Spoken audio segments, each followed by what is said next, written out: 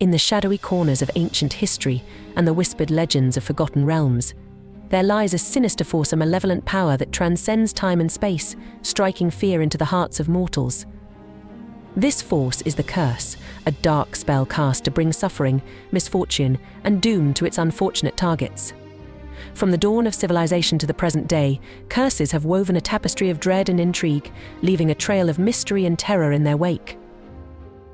Imagine a scene in ancient Egypt where the golden sands glisten under the scorching sun.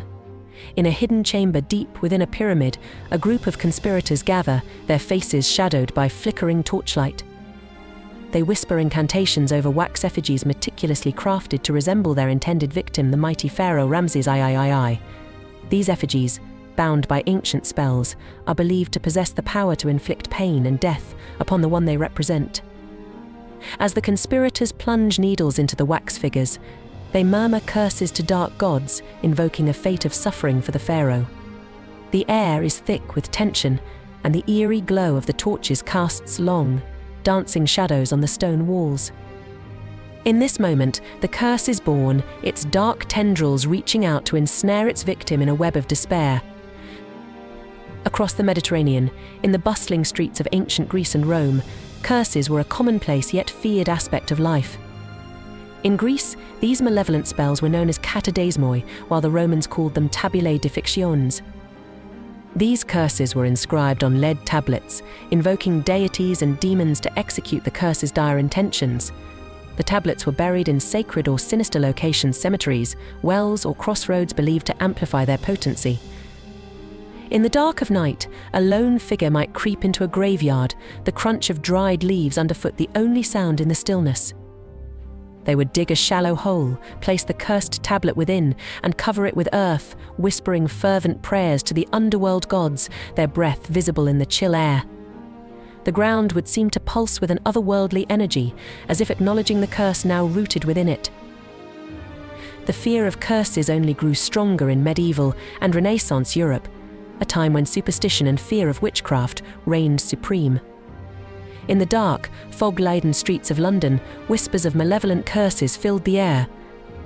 King James I, in his fervent battle against witchcraft, penned Demonology, a treatise that condemned those who invoked evil spirits or fashioned effigies to cause harm. His Witchcraft Act made such practices punishable by death. Picture a darkened chamber where a witch, hunched over a crude wax figure, mutters incantations as she sticks pins into the effigy. Her eyes gleam with a mix of malice and desperation, knowing the risk she takes if discovered. The figure she manipulates is not just a piece of wax, it is a vessel for her vengeance, her sorcery channeling dark forces into the heart of her enemy. But curses are not limited to effigies and incantations. They can cling to people, places, and objects, creating legends that chill the blood. The curse of King Tutankhamun's tomb is one such tale that has haunted the imaginations of many. When Howard Carter and his patron, Lord Carnarvon, breached the pharaoh's tomb in 1922, it was said that they awakened a curse that promised death to those who disturbed the eternal rest of the young king. Within months, Lord Carnarvon succumbed to a mysterious illness, and a shadow of dread fell over the expedition.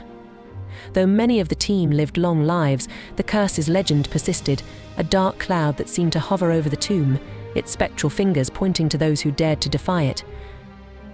The Bible, too, is rife with curses, the most ancient being that upon the serpent in the Garden of Eden, condemning it to crawl upon its belly.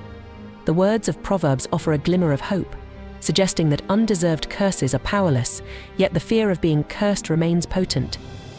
Even William Shakespeare's grave carries a chilling warning: "Cursed be he who moves my bones." This inscription stands as a sentinel against those who might disturb the bard's final rest, a testament to the enduring power of curses. Some places are believed to be inherently cursed, like the Bermuda Triangle, a region infamous for the mysterious disappearances of ships and planes.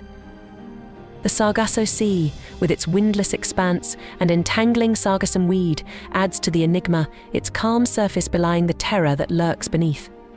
Sailors and pilots who venture into this treacherous zone often vanish without a trace, their fate swallowed by the cursed waters. Objects, too, can carry curses, their dark history woven into their very fabric. The Hope Diamond, a stunning blue gem, is said to have brought misfortune to many of its owners. A tale of woe surrounds each person who possessed it, from financial ruin to untimely deaths. Though later debunked as a fabrication to enhance the diamond's allure, the legend of the curse persists, a haunting reminder of the human penchant for imbuing objects with supernatural power. Even in the realm of sports, curses can cast long shadows. The Boston Red Sox were famously believed to suffer from the curse of the Bambino when Babe Ruth was sold to the New York Yankees in 1920. It was said he placed a curse on the Red Sox, ensuring they would never win another World Series. For over 8 decades, the team's misfortunes seemed to validate the curse, until they finally triumphed in 2004, breaking the supposed spell. Family curses, like that of the Kennedys, add a tragic note to the tapestry of curses. The Kennedy family, with its storied history of political power and personal tragedy, is said to be plagued by a curse affecting many of its members, from the assassination of President John F. Kennedy to the tragic deaths of his brother Robert and son John Jr. The curse seems to linger, a dark shadow over the family's legacy. Curses also find a place in the timeless world of folktales. In Sleeping Beauty, an evil fairy's curse condemns the princess to prick her finger and die, a fate softened by a good fairy to 100 years of sleep.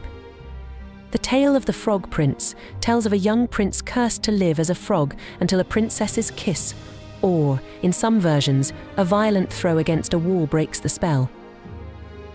Yet, where there are curses, there are also ways to break them. Effigies and cursed objects can be destroyed in rituals designed to dissipate their power. Amulets and talismans offer protection against curses like the evil eye, their symbols of warding, creating a barrier against dark magic.